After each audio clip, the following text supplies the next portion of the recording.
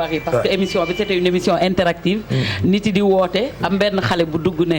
sama benn mère bu dugg ne waaw man dama tiit sama doom a ngi nii dafa tiit mu ne ko waay yow looy tiit ku la seetaan loo non émission boo xam ne vraiment amoon na voilà ne sa doom mu dem tëddi seytaane nga yow xaw émission boo xam ne ça fait des émissions le lendemain Sénégal yëpp di ko waxtaanee mais comme la ñu def yaramu neen ci plateau bi amuloo seen bopp kenn mësu ko non mista am loolu kenn mësu koo gis je te jure mais kilifa léegi paa nga quoi léegi bon maa ngi sant yàlla bu baax alhamdulilah maa ngi nuyu waa Sénégal maa ngi baalu àq ñëpp parce que dama yàgg a tooñ te dëkk ci tooñ te di baal àq aussi ñëpp parce que des fois nit am benn jugement ci man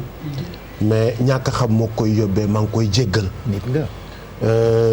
di wax nit ku aussi di sant bu baax a baax a baax parce que yàlla nee na ku santul nit doo ko sant di sant Serigne Abdou Karim Mbacke borom Makarimal Akhla ndax am kilifa dafa baax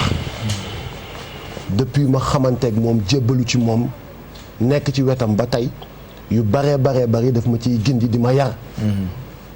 comme bàyyi la ci man Serigne la wasila la lépp la ci man donc dañuy sant bu baax a baax a baax ndax boo duggee ci kër di gis ni nit ñaa ngi naan yaa ngi soppiku yaa ngi sage kon sant yàlla la kër googu kër gu baax la alhamdulilah di rafetlu plateau bi bu baax a baax a baax di jox respect ñëpp ñu toog fii nii commencé ko ci grand Awadi comme ni ko Simon waxee donc jarul ma ci jaaraat tey ji à moins que nga nekk nga ingrat wala nga nekk koo xamante ni peut-être mooy loolu mais nous tous li bokk na ci li nga xamante ni révélé nañu taxaw njëkkante fanaan si Dakar pour taxaw laali dallu déggiti c'était un rêve tu vois donc di ko wax respect Simon aussi ñu seq lu bari ñëw nañ Dakar di tumranke mu seen ñu ñuy wër ci concert yi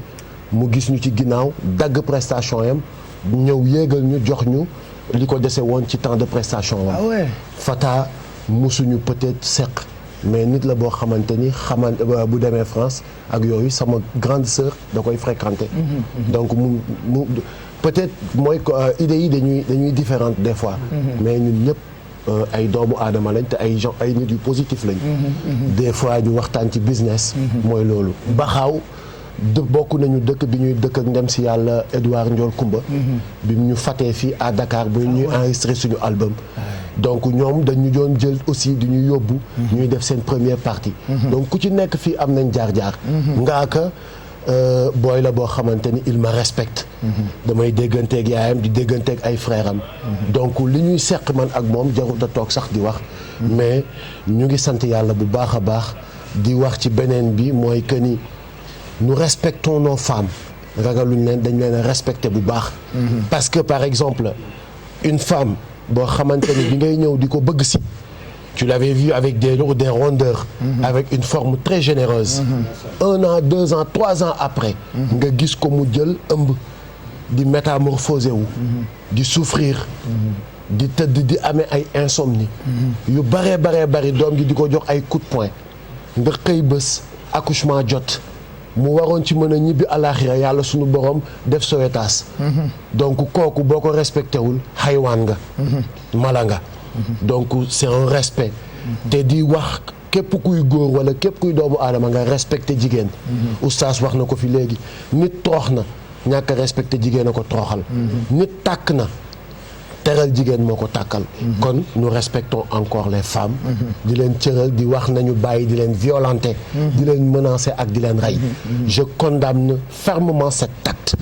alors bu loolu yëpp weesoo le camp est voilà donc ñu jublu le buffet est ouvert voilà waxtaan bi tàmbali Fata lii daf lay fàttali démb parce que bi ngay def promo hip hop en tant que rappeur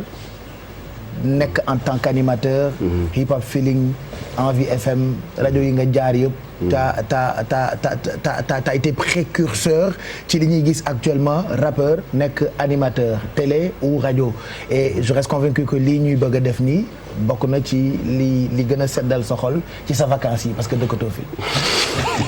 fii laa dëkk ba tey Pape bàyyi ma waay fii laa dëkk waay bàyyi ma waay Pape. maa ngi lay nuyu Pape maa ngi lay nuyu déjà yow laay njëkk félicité si jotaay bi nii jotaay bu xam nga jotaay bu rafet émission la mais aussi ni ngay dajale nit ñi dafay barkeel quoi parce que lii taxawaay bi peut-être ñun rappeurs yi ñoo ko waroon njëkk sax jiite def ko quoi mais bu jaaree sa loxo tamit loolu barkeel la quoi yàlla na yàlla suturaal la tamit xam nga loolu rafet na trop Exa Rex dañ ko boolewul si old school yi mais ci groupe bi la bokk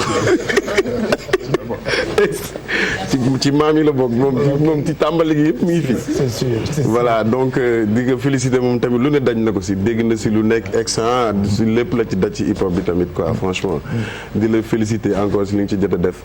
Simon pareil ni muy commencé ni nga koy gisee engagement bi muy am mu nekk nit ku dëggu tamit quoi. Simon da nga koy xam si lépp lu muy def xol la koy defee xam nga donc loolu dafa important. te musique de foi la quoi hip hop xam nga. DJ comme on a dit super moom mooy suñu père ci affaire bi moo ñëpp moom lañ ñoom ñoo nu initié. ñoom ñoo nekk suñu grand xam nga teg ñu si yoon bi révélo ñu quoi bu ñu ñemee nekk si kaane yi wala yow yaa bokk nga si ñu ngi si waral parce que xam nga ñun New York Paris Dakar album boobu nous a fait rêver en fait. xam nga franchement c'est après moo ñu décomplexé sax d'ailleurs mais xam nga Ngaaka sama rakk bi je suis très fier de lui ces derniers temps dama ko gis xam nga kenn du ñaanal yàlla kaso mais dama ci gis màgg gu wér damay toog interview dama toog seetaan ko gis la ak maturité boo xamante ni yàlla bu leen bëgg jaamam am fu mu ko jaarale pour di ko won leneen. parce que nit yenn saa yi dina dund ba génn àdduna du am benn maturité bi du ko atteindre. donc maa lay ñaanal yàlla mu barkeel xam nga jëriñu ci lu bëri nag xam nga nekk vrai businessman di ko lijanti. kii sama xarit la kii Baxaw tamit moom it vraiment loolu saa wax na dëgg si moom parce que ñun bi ñuy tàmbali si Baxaw pionniers yi lañ leen boole jàpp. si non bu ma ngay rek après mu may defal réplique xam nga si pionniers lañ bokkoon quoi Dabrens dañ leen faawoon trop quoi ay Solange son yooyu fekk na ñun ñuy balbutier sama kilifa comme pareil donc ñoom tamit ñun daan nañ ñëw alliance Kaolack daan ko feesal ak CBV boobu fekk na kër gi aussi ñoom ñu nekk ci seen liggéey teel a nekk ay groupe yu engagé wu nga koy dégg même bu fekkee comme on dit on n'a jamais eu assez d'affinité mais jàmm rek la ñu seex en toute franchise donc li may def mooy remercier leen yéen ñëpp ci invitation bi Pape di la wax ni nag maa ngi fi laa dëkk maa ngi fi réew mi waaw. yaa ngi ci dëkk bi ah. bon dinañ ci waxtaan bi ca kanam de toute façon Ngaaka Blindé. merci d'être là daaw dañu invité ministre de la justice ci quartier général bi on a même été critiqué par certaines personnes bon duñ ci sori ñu lakkal ministre bi. ak Ngaaka Blindé sénégalais yi lakkal autorités yi ndax Ngaaka Blindé et pourtant il n'était pas le seul entre guillemets détenu tey alhamdulilah QG wu ren bi non seulement fekkee nga ko mais yaa ngi jëm ci lu mag loo xamante ni même grand yi da nga leen éblouir à un point inimaginable Awadi je sais que mu ngi wër Stade de France amagu ko mais yow fi nga am moo gën a graaw Stade de France bu dee fii Sénégal la ñu ngi lay nuyu mais qu'est-ce que ça te fait daaw ci bis bi ñu ngi lay wax ni invité nañu ministre de la justice quartier général et que ñaan nañ ko njëkk ren mu tombeek nga génn alhamdulilah sénégalais yëpp def solidarité mais surtout rappeurs yi def bloc soutenir la xooluñu yaa def xooluñu yaa deful qu'est-ce que ça te fait yow en tant que seen petit frère ñoom. waaw bisimilah Pape Cheikh maa ngi lay siyaar di la nuyu bu baax a baax di santaat yàlla tamit bu baax di sant Serigne Touba di nuyuwaat Serigne Abdou Karim bu baax a baax enfin tey c'est-à-dire bon sama yaram dafa xaw a daw quoi. affaire du bëri souvent may def émission di affaire bu may touché quoi. mais plateau bi daf ma touché lu bëree bëri. peut-être circonstances yim ñu fekk la. fi ñu jógee fi ñu toll ak fi ñu bëgg a dem. c'est-à-dire grand yi ni nekk fii nii yëpp ñun dañu révéloo quoi dañu révéloo te tey bu ñu demee bay tekki dara ci réew mi wala bu ñu demee ba di dox nit ñi di ñuy ñee wala ba mag di la woo naan la sama doom bi yow rek la bëgg wala su ma koy yedd waxal ak moom ndax boo waxee ak moom dina jàngi c'est grâce à ñii ni toog parce que ni ko si ma waxee damay faral di naan man ba léegi nii sax xawma artiste américain yi quoi ñii nii laa xam ci ay kër gi laa jàngee rap ci ay Simon laa jàngee ci ay Fata laa jàngee ci Awadi ci ñii nii fi nekk nii quoi et du tax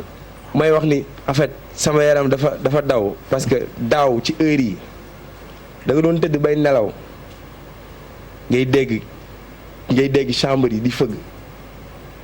ngaara jàppal TFM yow la ñuy wax jàppal yow la ñuy wax nga jug jàpp. c'est ça en fait. xam nga gis ñu gars yi di la plaidel te mun naa ne ci période yooyu xamuñu sax ba xam yaa def wala defoo peut-être nekk nga ndaw rek am ci loo yëngu ay tolofu àdduna fekk si la ñoom ñëpp ñu koy xeex mu nekk rappeurs yi mu nekk mbalaxmaan yi animatrices yi animateurs yi ñëpp ba ci yow jéego yi ngi ci def gis naa ko waaw yàlla def na ni nag ba ma génnee ba léegi ñu soog a gisee parce que man souvent damay wax li ma nit di defal ci lu baax lu bëri ci sama xol laa koy dund waaye lu ma nit di defal safaan bi yëpp du ma ko sax bëgg jàpp sama xel parce que bëgguma nekk nit kuy fay wala nit ku lay gis dina am lu mu lay jàppal quoi xam nga ñi toog fi ñëpp ex bijou keps xam nga waa kër gi dañuy ñëw fële di la seet si ay Mamadou Ndiaye ñoom Didi xam nga ñoom Didi ñoom Pape Doudou xam nga ñëw di la seet si quoi en fait loolu yëpp boo ko dundee tey ñu ñëw fële wàcc naa ba saa yi demoon naa ci ngàkk quoi dañ leen waroon tëjaale rek loolu yëpp boo ko dundee tey yàlla def nga ñëwaat toog fii am na dëgg la war nañ ci ngàkk quoi dëgg la dañ leen waroon tëjaale dama sonn ci loolu yëpp boo ko dundee tey nga ñëwaat et bizarrement il me fait pleurer nga ñëwaat toog en fait bu sa yaram dawul rek doo xaw a nekk gor quoi parce que bon li ñuy wax lu yàlla tudd ci doomu aadama kenn du ko bañ da ngay faral dégg ñu naan la fële du kër gor wante soo koy wax sax en fait pour man dafay déranger parce que ku mel ni suñu yaakaar si Ahmadou Bamba dafaa jaar te kenn gënu ko gore yonent yàlla Yusufa dafaa jaar te kenn gënu ko gore ay ponkal nekk fa donc jaar-jaaru àdduna la lu yàlla di tracer sa life quoi ñu dund ko ak maturité wéetuñu si nag benn yoon ñëpp ngeen taxaw ci donc tey dama leen di jaajëfal ñi fi toog ñëpp di jaajëfal sénégalais yëpp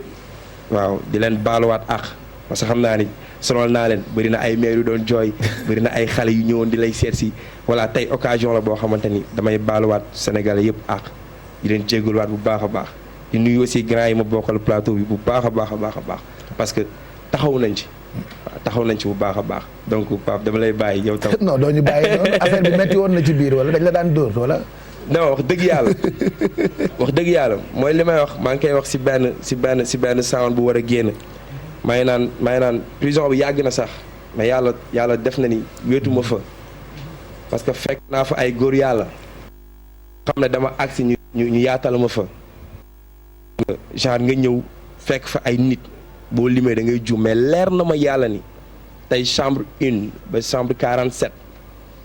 kenn nelawul ñoom ñëpp ñu ngi seetaan te maa ngi leen di char góor yàlla yi fa nekk yëpp su ma limee rek damay juum dama ñëw ñu boole ma ci seen bopp quoi garde yi enfin voilà di ko tàmbalee ci directrice bi Agnès ba ñi si ni ko booy di waxee foofu 2V 3V ba ñi ci mujj da ngay ñëw ñu def la comme seen ay frère quoi wallahi al azim doo xiif doo mar dañuy jël seen lekk ñëw jox la ambiance bi juste pour te mettre à l'aise quoi maa ngi ñaan ñi fa nekk ñëpp yàlla na leen fa yàlla génne yàlla na leen yàlla taxaw ba ñu mën a dellu si seen njaboot bi mais musuma fa am lu ma métti yàlla xam na ko musuñu ma fa xatal musuma enfin da ngay dem ba en temps donné sax da ngay rus quoi parce que tu dis que gars yi dañ lay toppatoo dañ lay ñeewantal ba en temps donné da ngay complexé quoi da ngay bëgg ñu bàyyi la nga dund comme ni ko gars yi di dundee quoi waxuma la ci garde yi kese mais ci prisonniers yi nga xamante dañuy am ay problème am ay soucis atteeguñ leen ay toog ñu lay defal booy da nga ñibbi booy yow avenir u réew mi nga xam nga booy xam nga réew mi dalaa yaakaar te gars yi fàttewuñ la gars yi ñu ngi lay taxaw chaque jour que je fais ñu wool na la booy déglu nga telle émission booy déglu nga yeewu leen booy déglu nga lii déglu nga laa yow lañ fa doon waxtaanee mu nekk fierté quoi so santaat yàlla bu baax a baax rek mais waaw santaat yàlla bu baax a baax rek quoi. Tu sais moi des fois j'ai l'impression que d'habitude rappeurs yi ay nattu rek la ñuy dund quoi que tout le monde en parle voilà du ma def choix wu kuy wax mais nañ ci wax ñun ñëpp quoi impression boobu laa am lii dal rappeur et c'est valable pour les autres rappeurs qui sont dans le monde ay nattu la quoi day bëri ay tolof da ngeen bëri ay tolof trop dafa bokk ci hip hop ou moi je comprends pas. Non, mais écoute, y en a dans le mbalax, les tolof. Il y en a chez les journalistes. Il y a beaucoup de journalistes qui ont eu des tolof. Oui, mais c'est tellement visible chez les rappeurs que des fois tu as l'impression que dañ leen di lakkal dañuy gaaw di leen lakkal. Non, pourtant non. Et tu vois, et quelquefois ce n'est pas justifié. La preuve, génne nañ ko, seetal nañ ko. Tu vois? Donc ñun c'est que dañu bëri buzz nag.